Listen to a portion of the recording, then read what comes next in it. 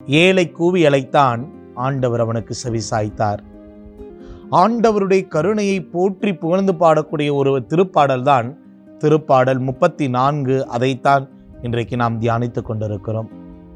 அன்புக்குரியவர்களே, திருப்பாடல் 34 திருப்பாடல் 33 ஒப்பிட்டு பார்த்து இரண்டையும் சேர்த்து படிக்க நமக்கு வலியுறுத்தப்படுகிறது. ஏனென்று சொன்னால் திருப்பாடல் 33 திருப்பாடல் 34 ஆண்டவருடைய கருணையை, ஆண்டவருடைய வல்ல செயல்களை நினைத்து பார்த்து புகழ்ந்து பாடக்கூடிய, ஏற்றி போற்றக்கூடிய ஒரு திருப்பாடல்களாக இருக்கிறது. திருப்பாடல் 34 இரண்டாக பிரிக்கலாம். முதலிலே இறை வார்த்தைகள் 1 முதல் 10 ஆண்டவருடைய கருணையை, ஆண்டவர் செய்த நன்மைகளை புகழ்ந்து பாடக்கூடியதாய் இருக்கிறது. இறை வார்த்தைகள் 11 முதல் 22 முடிய திருச்சட்டத்தை கடைபிடிப்பதற்கான வழிமுறைகள் நமக்கு கொடுக்கப்படுகிறது. அதுவும் திருப்பாடல் 34 முதல் 4 வசனங்கள் தாவீது அரசருக்கும் அந்த கடவுளுக்கும் இருக்கிற ஆழமான உறவை, அந்த ஒன்றிப்பை, அந்த உறவின் வழியாக, ஒன்றிப்பின் வழியாக இறைவன் செய்த நன்மைகளை புகழ்ந்து பாடக்கூடியதாய், கடவுளை சுவைத்து பார்க்கக்கூடியதாய் அந்த இறை வசனங்கள் இருக்கிறது. அன்புக்குரியவர்களே, நமக்குள் பல கேள்விகள் வருகிறது. கடவுள் இருக்கிறாரா? கடவுள் ஏன் மௌனமாய் இருக்கிறார்? கடவுளின் உண்மையிலேயே என்னுடைய அழுகுரலை கேட்கிறாரா?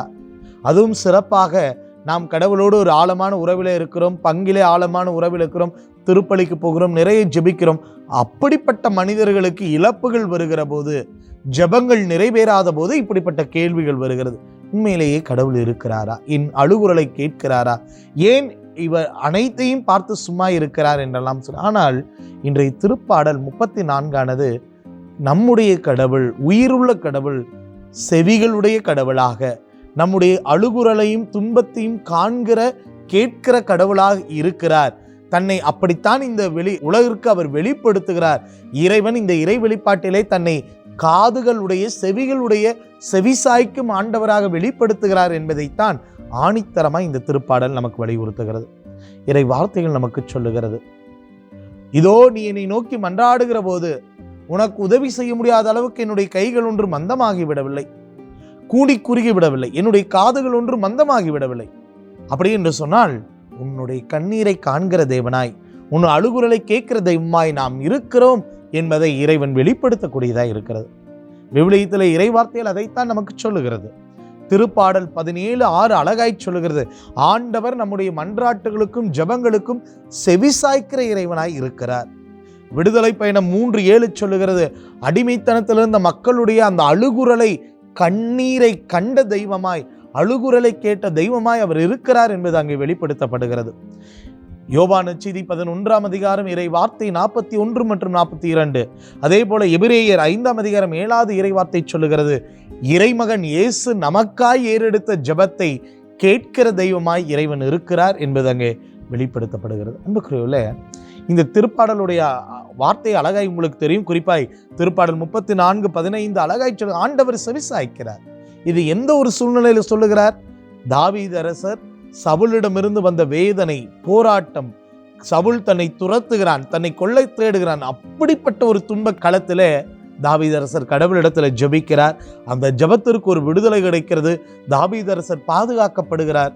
அப்படிப்பட்ட ஒரு சூழ்நிலையில்தான் இந்த வார்த்தையை அவர் சொல்லுகிறார், என்னுடைய இறைவன் செவிசாய்க்கும் இறைவன் என்று சொல்லி. ஆக அன்புக்குரியவர்களே, இன்றைக்கு முதல் சிந்தனை, இறைவன் நம்முடைய அழுகுரலையும், நம்முடைய வேதனைகளையும், நம்முடைய துன்பங்களையும் பார்த்துவிட்டு நம்மை ஒதுங்கி நிற்கிற தெய்வம் அல்ல, அந்த துன்பத்திலே பங்கெடுக்கிற தெய்வமாய், நம்முடைய கண்ணீரை காண்கிறவராய், நம் அழுகுரலை கேட்கிறவராய், நம்முடைய உணர்வுகளை உணர்ந்து கொள்ளுகிற, நம்முடைய துன்பத்தில் பங்கெடுக்கிற ஒரு தாயும் தகப்பனுமான இறைவனாய் அவர் இருக்கிறார். இது முதல் சிந்தனை. இரண்டாவது சிந்தனை, இந்த துன்பத்திலே பங்கெடுத்து நம்முடைய அழுகுரலை கேட்கிற, செவிமெடுக்கிற இறைவனுக்கு நாமும் நம்முடைய வாழ்க்கையில ஏற்றத்தை பெற, வாழ்வை வளமாக்கிக் கொள்ள இறைவனுக்கு நாம் செவிமெடுக்க வேண்டும் என்பதையும் இந்த திருப்பாடல் சொல்லுகிறது. பல நேரங்களில் இறைவன் செவிமெடுக்க மறுக்கிற போது நாம் கவலைப்படுகிறோம், புலம்புகிறோம். ஆனால் ஆண்டவர் கொடுத்த வார்த்தைகளுக்கும், ஆண்டவருடைய சொற்களுக்கும் நாம் செவிமெடுக்க மறுக்கிறோம். இறை வார்த்தைகள் அழகாய் சொல்லுகிறது. எரேமியா 6 10 இறை வார்த்தையும், திருத்தூதர் பணிகள் 7 51 இறை வார்த்தையும் நீங்கள் எடுத்து வாசிக்கிற போது, இறை வார்த்தைக்கு செவிமெடுக்கிற காதுகளுடைய ஒவ்வொருவரையும் இறைவன் இறை வாக்கினர்கள் வழியாக எச்சரிப்பதை, சாடுவதை நம்மால் அந்த வசனங்களிலே காண முடியும். ஆக வாழ்விலே மாற்றம் பெற வேண்டும் என்று சொன்னால், வாழ்க்கையிலே ஏற்றம் பெற வேண்டும் என்று சொன்னால், நம்முடைய வாழ்வு வளமடைய வேண்டும் என்று சொன்னால், நாம் நம்முடைய எண்ணங்களுக்கு செவிமெடுப்பதை விட, நம்முடைய விருப்பங்களுக்கு செவிமெடுப்பதை விட, கடவுளுடைய வார்த்தைகளுக்கு, கடவுளுடைய அந்த உணர்வுகளுக்கு, கடவுளுடைய அந்த விழுமியங்களுக்கு நாம் செவிமெடுக்கிற போது நம்முடைய வாழ்வு ஏற்ற முடியும். ஆக திருப்பாடல் 34 இன்றைக்கு நாம கொடுக்கிற சிந்தனை, என்னுடைய இறைவன் என் துன்பங்களிலே பங்கெடுக்கக்கூடியவராய் இருக்கிறாராக நான் இந்த இறை அரியணையை நம்பிக்கையோடு அணுகி சென்று என்னுடைய சுமைகளை இறக்கி வைக்கலாம். ஏனென்று சொன்னால், அவர் என் சுமைகளை சுமக்கிற தெய்வமாய், என் கண்ணீரை காண்கிறவராய், என் அழுகுரலை கேட்கிறவராய் இருக்கிறார். முதல்ல நமக்கு நம்பிக்கை கொடுக்கக்கூடிய சிந்தனை. இரண்டாவது, இந்த செவிமெடுக்கிற இறைவனுக்கு நானும் செவிமெடுக்க பழகுகிற போது, செவிமெடுக்கிற போது என்னால் இறைவன் கொடுக்கிற அந்த நன்மைத்தனத்திலே மகிழ முடியும். எனவே இந்த ஒரு நிலைப்பாட்டிற்காய் இந்த நாள் முழுதும் நாம் ஜெபிப்போமா?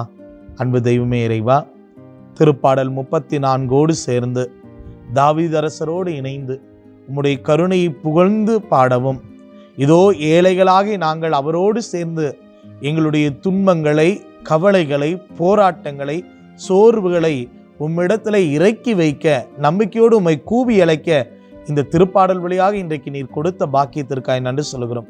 வரும் நாட்களில் நம்பிக்கையோடு உம்மை கூவி அழைக்கவும், நீர் எங்களை அழைக்கிற போது செவிமெடுக்கவும் எங்களுக்கு அருள் புரியும்.